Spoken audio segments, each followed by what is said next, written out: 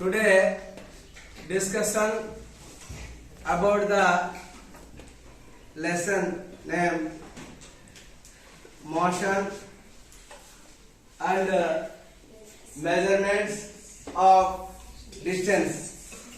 ఈ లెసన్ మనం ఒకసారి చెప్పుకున్నాం. దీన్ని రివిజన్ చేస్తాను ఒకసారి. మీరందరూ కూడా ఆన్సర్ చెప్పేటప్పుడు గ్రూప్ గా చెప్పద్దు, ఇండివిజువల్ గా ఎవరికల్లా లేచి చెప్పాలి. ఓకేనా? రైట్. చూడండి,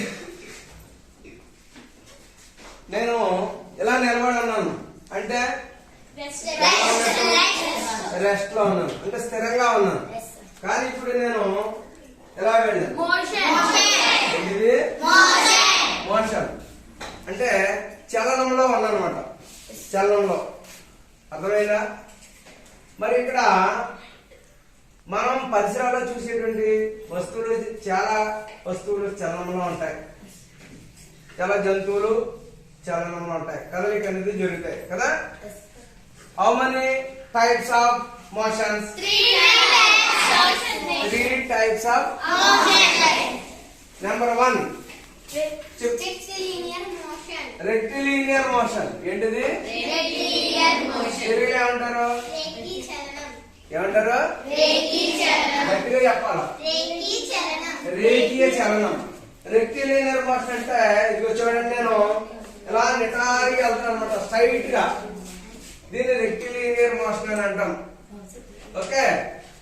సెకండ్ది చెప్పు. Circular motion.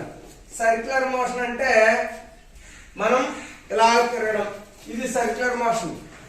ఓకే, రౌండ్ గా తిరగడం సర్క్యులర్ మోషన్. మూడోది నువ్వు చెప్పు. పీరియాడిక్. ఏంటిది? Periodic motion. Periodic motion. Periodic motion అంటే తెలుగులో ఏమంటారు? దోలన చలనం. ఏంటి? దోలన చలనం. ఇప్పుడు ఒక్కొక్క దాని గురించి మనం చూద్దాం. ఇక్కడ ఇందులో మొట్టమొదటి చెప్పింది రేఖీ చలనం.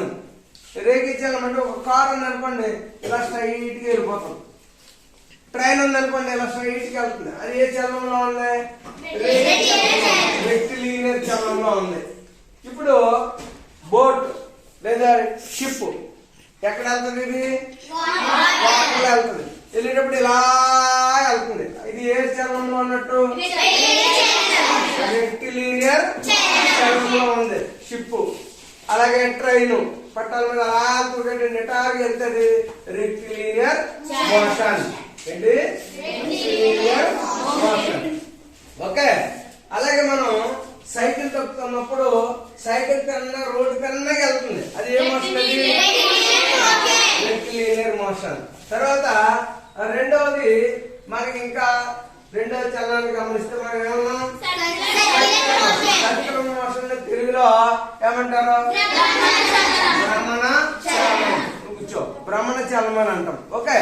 ఇప్పుడు భ్రమణ చలనానికి ఎగ్జాంపుల్ ఇంకా ఎవరన్నా చెప్తారా? భ్రమణ చలనానికి ఇంకా ఎగ్జాంపుల్ ఎవరు చెప్తారు? భ్రమణ చలనం ఎర్త్ ఇలా తిరగడం. ఇది చూడండి, ఇక్కడ ఎర్త్ అనేది ఉంది. ఎర్త్ ఇలా తిరుగుతుంది కదా, ఇలా తిరుగుతుంది. ఇది ఏ చలనం అంటే చెప్పు. Circular motion. సర్క్యులర్ మోషన్ అన్నమాట, ఎర్త్ తిరగడం.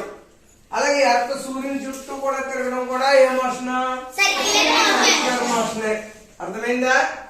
ఎర్త్ తిరగడము సర్క్యులర్ మోషనే.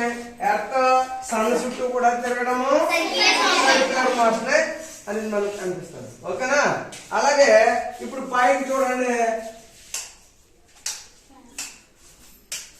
ఫ్యాన్ తిరుగుతుంది. ఇది ఏ మోషన్? ఇది సర్క్యులర్ మోషన్. ఏ మోషన్ ఇది?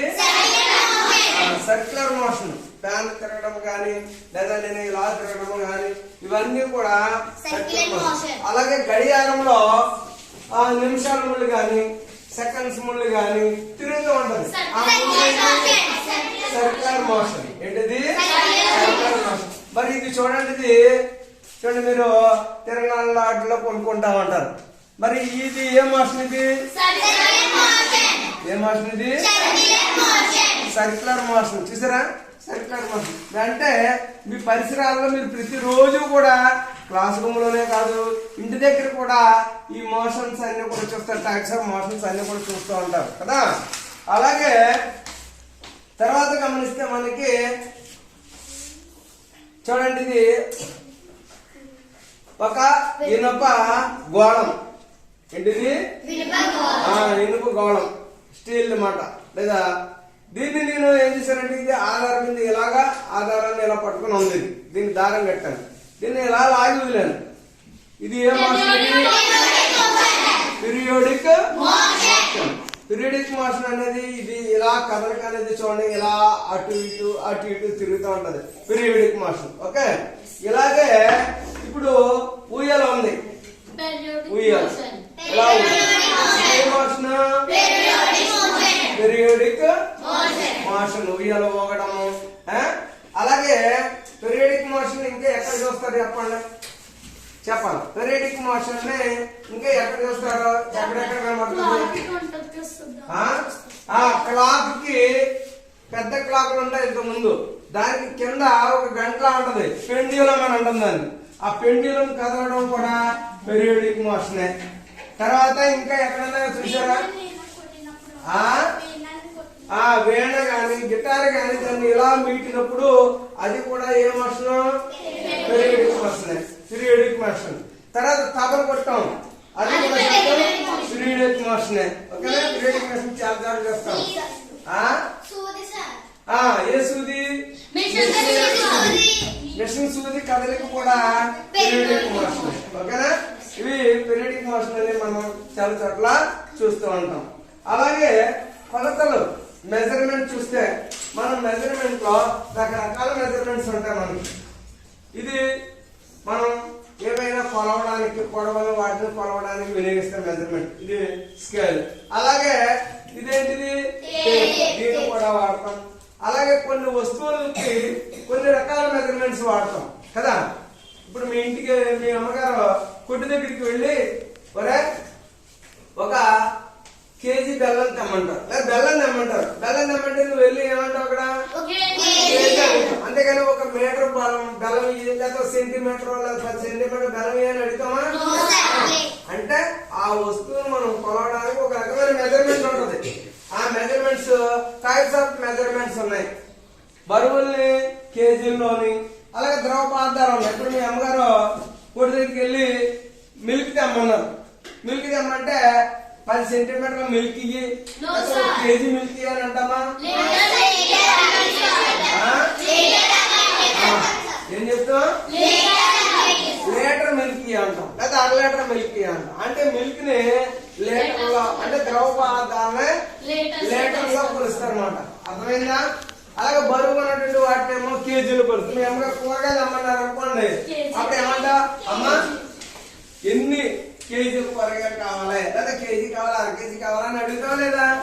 అంతేగాని లీటర్ కూరగాయలు కావాలంటావా? అందువల్ల ఒక్కొక్క వస్తువులకి ఒక్కొక్క రకమైన మెజర్మెంట్స్ అనేవి ఉంటాయి. ఇప్పుడు ఇక్కడ స్కేల్లో మీరు ఎప్పుడైనా గమనించారో లేదో, స్కేల్లో చూడండి, దగ్గరగా ఉన్నటువంటి అక్షరాలు ఉన్నటువంటి పై భాగం అన్నది, దూరంగా ఉన్నటువంటి అక్షరాలు ఉన్నటువంటి పై భాగం ఉంది. ఈ పైన ఉన్నటువంటి సెంటీమీటర్లు, కింద ఉన్నవి అంగుళాలు అంటాం, ఇంచెస్. అర్థమైందా? పైన సెంటీమీటర్ లో చూస్తే గమనిస్తే ఒక సెంటీమీటర్ అంటే ఈ మధ్యలో 10 చిన్న గీతలు ఉంటాయి. ఆ చిన్న గీతలు ఏమంటాం? మిల్లీమీటర్స్ అని అంటాం. అంటే 10 మిల్లీమీటర్లు కలిపితే ఒక సెంటీమీటర్ అవుతుంది. అర్థమైందా? ఇటువంటి 10 సెంటీమీటర్లు కలిపితే ఒక డెసిమీటర్ అవుతుంది. 10 డెసిమీటర్లు కలిపితే 10 డెసిమీటర్లు అంటే 1 మీటర్ అవుతుంది అన్నమాట. అర్థమైందా? 1 మీటర్ అవుతుంది. మరి కిలోమీటర్ కి ఎన్ని మీటర్లు? 1000. 1000 మీటర్లు అయితే 1 కిలోమీటర్. ఏంటి? 1000 మీటర్లు అయితే 1 కిలోమీటర్ అవుతుంది. 1000 మీటర్లు. అర్థమైందా? ఇది మనం పొడవు కొలతల గురించి వాటి గురించి చూస్తాం. బట్టలు కొలవాలన్నా, లేదా ఏదైనా పొడవున వస్తువులు కొలవాలన్నా. అలాగే మనము ఒక ఇనప రాడ్ని చూద్దాం. ఇక్కడ ఇక చూడండి, ఒక ఇనప గొట్టం ఎలా ఉందంటే ఇలాగా ఇలా వంకరగా ఉంది. దీన్ని ఇక్కడ నుంచి ఇక్కడ వరకు కొలవాలి.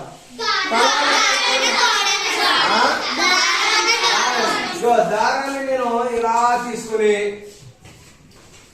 చూడండి, దారాన్ని ఇక్కడి నుంచి ఇలాగ దాని మీద దారాన్ని పెడుతున్నాను. ఇలా దారాన్ని పెట్టి అప్పుడు ఇక్కడ వరకు ఉన్నటువంటి దారాన్ని, ఇక్కడ నుంచి ఉన్నటువంటి దారాన్ని ఒక స్కేల్ మీద ఇలా పెట్టి అప్పుడు మనం ఎంత పొడవు ఉందో కొలుస్తాం కదా. అప్పుడు ఈ వంకర అనేది తీయడం అనేది కష్టం. ఎందుకంటే ఆ పైపును వంకరని నిటారుగా తీసి కొలుస్తామా పొలం. అందువల్ల దారాన్ని ఇలా అమర్చి ఆ దారం యొక్క పొడవు కొలిస్తే ఆ పైపు యొక్క పొడవు అనేటువంటిది వస్తుందా లేదా? అందువల్ల మనం కొలతల్లో గమనిస్తే బరువులను ఒక రకంగా వాడతాం, కొలుస్తాం.